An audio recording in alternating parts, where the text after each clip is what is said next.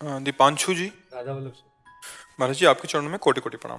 महाराज जी, जब रसेंद्री या अन्य इंद्री का कोई भी भोग जब सामने आता है तो सत्संग की बातों का विस्मरण होने लगता है। जितनी दृढ़ता और गाढ़ता सत्संग सुनते हुए थी कि भोगों को नहीं भोगना, वो दृढ़ता संसार की हवा लगते ही कम होने लगती है। महाराज जी, ऐसी स्थिति में हाँ, साधक को क्या नाम जप, नाम जप की कमी के कारण ऐसा होता है।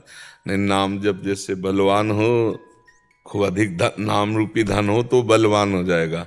ठाकुर हरिदास जी हर समय हरे कृष्ण ये मंत्र जपते रहते थे, महामंत्र, लाखों की संख्या में।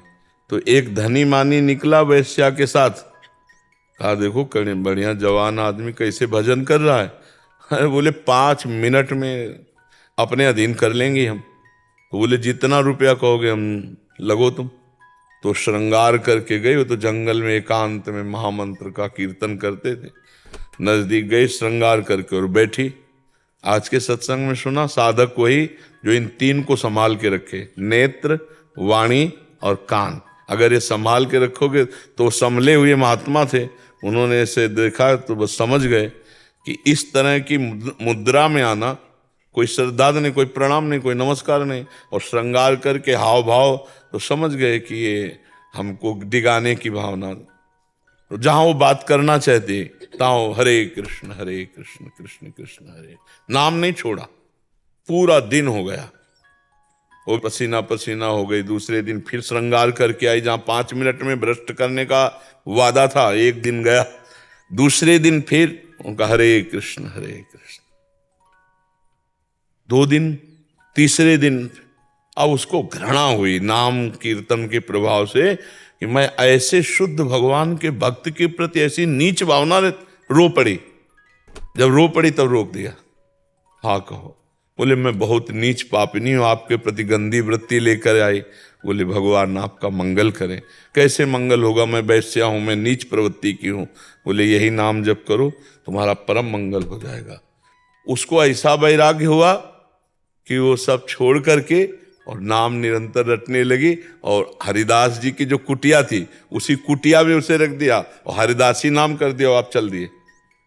जवान हरिदास जी एकांत में वैश्या भ्रष्ट करने जा रही, तो भगवान के नाम का बल नहीं गिरने दिया।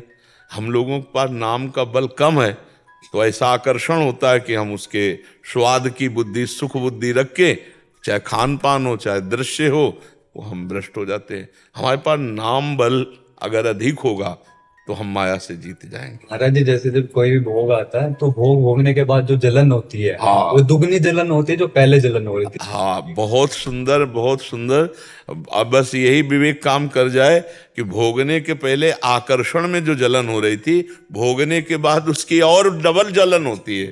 तो हाँ, और उत्तम जब साधक इस जलन को महसूस करता है तो पहले वाली जलन को सह जाता है, जिससे बाद वाली डबल जलन ना सहने को पड़े। इसीलिए गीता जी में लिखा है, यम ही न व्यथ्यन्त्येते पुरुषम पुरुषर्षभ सम दुखा सुखाधीरम सोमृतत्वाय कल्पते।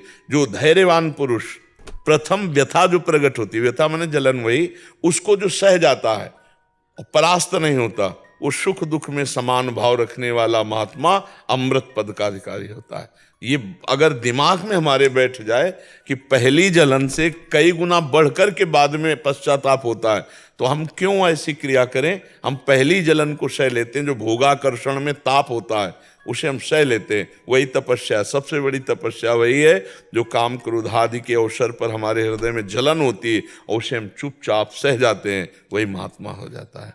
बस नाम जप करो और सत्संग सुनते रहो, बुद्धि सूक्ष्म होती जाएगी और वो अपने आप पकड़ती जाएगी। हाँ, राधा राधा राधा राधा, हमारा प्राणाधार नाम तो राधा राधा राधा राधा।